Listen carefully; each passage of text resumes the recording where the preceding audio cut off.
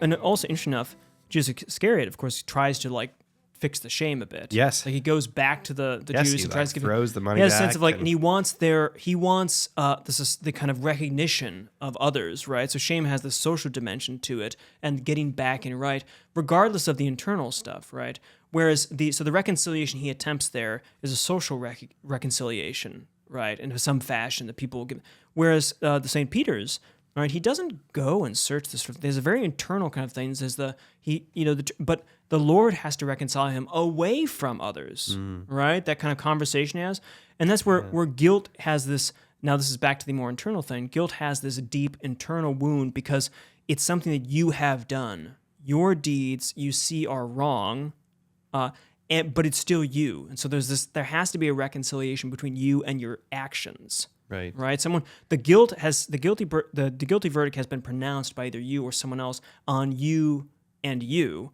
Whereas with shame, it's more about the social recognition, and that can be healed in this way. But guilt is in a sense more internal in this way because you have done it to yourself. And this is where, the Aristotelian, the tradition has the sense that when you commit sin, who have you really harmed, right? You have ultimately, Everyone. although you've harmed everyone and God, of course, but also yourself. Like if you say, we shouldn't sin because, then it will lead to X.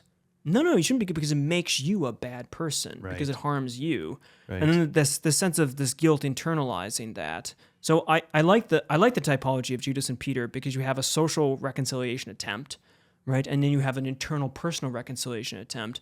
And social recognition you can get if you can manipulate. Right? Whereas the personal one, before you and God, you can't.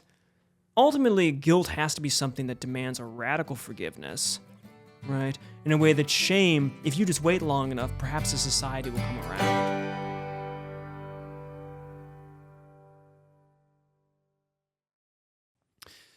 Father Bonaventure, if you had to choose between getting Warby Parker glasses, subscribing to a YouTube channel, or flossing your teeth, what would you choose?